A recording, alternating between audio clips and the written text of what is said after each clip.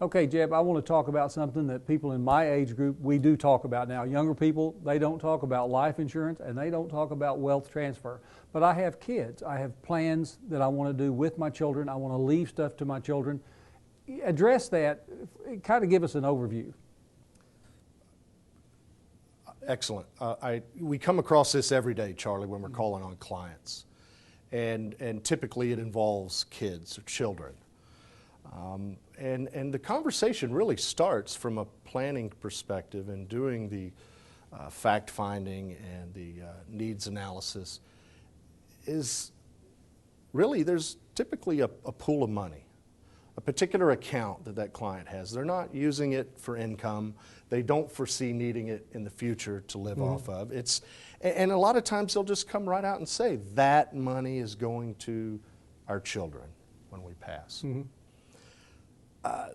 They're not always ready to talk about life insurance, and a lot of them haven't heard about life insurance as wealth transfer. But the question is really simple.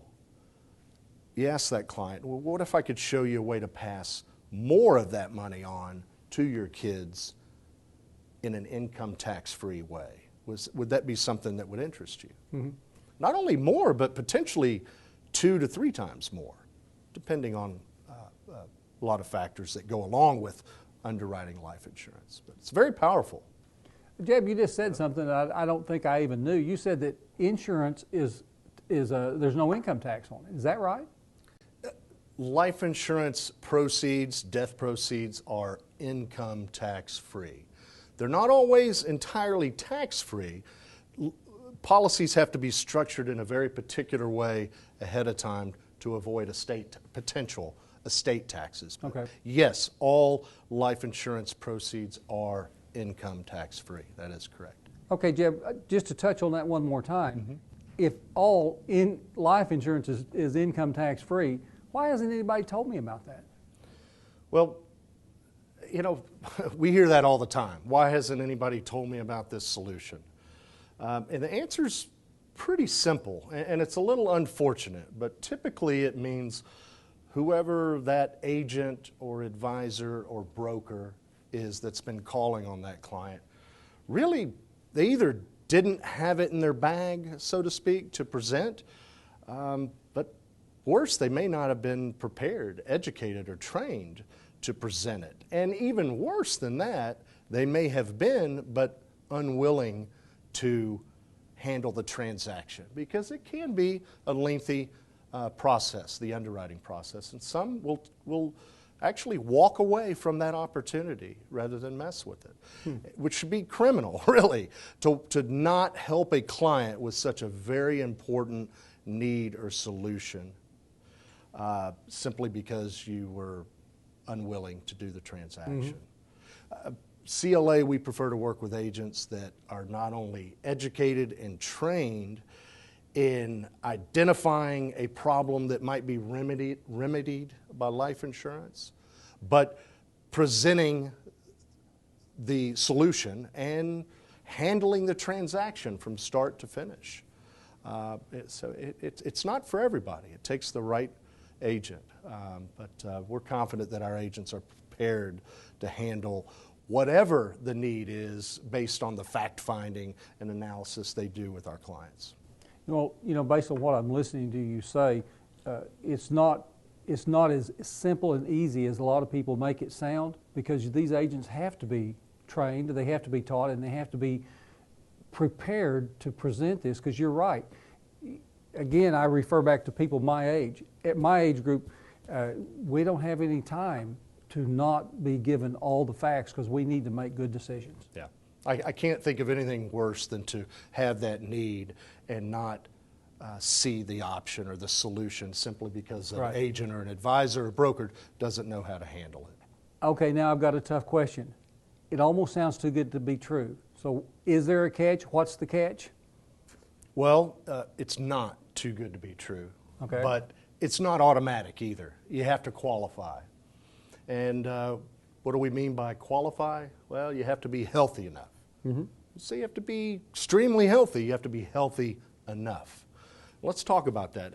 A lot of people are hearing these radio ads or even TV spots on term insurance, quoting these low rates for $1 million of insurance. Well, that's term insurance.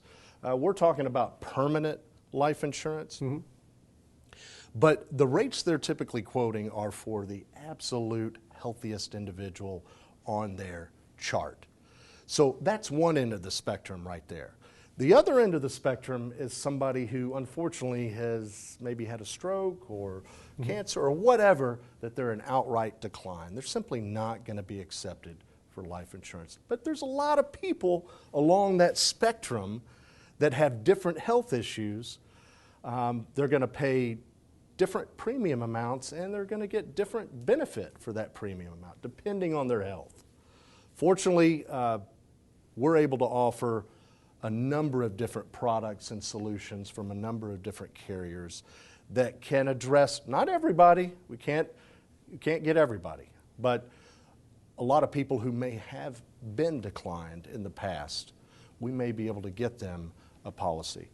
It just depends. It depends on the situation, and the only way to find that out is fact-finding, thorough analysis, and understanding how it all works.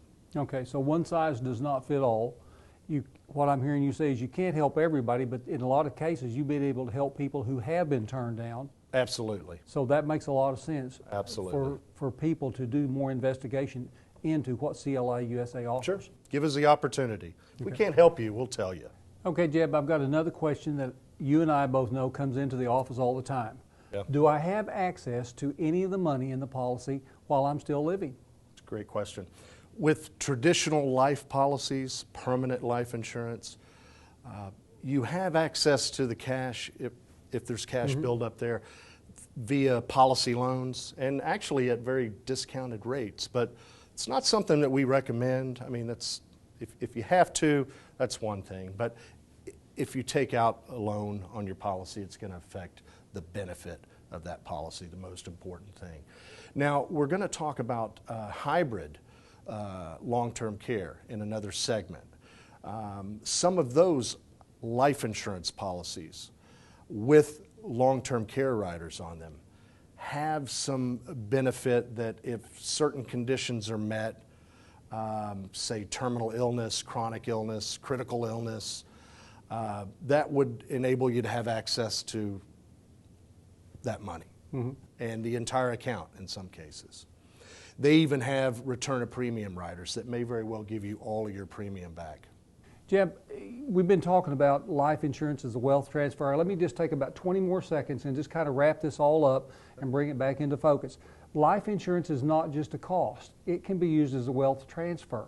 You can access money while you're still living, but you have to plan ahead, and some of the planning that you have to do is for your heirs. If you have intentions of leaving certain amounts of money for your heirs, life insurance can actually be used, if I understand that correctly, to make that a larger amount of money. Sure. It's something you've got to look into, but you have to look into it. It's something, it's very important in your life that you do it now.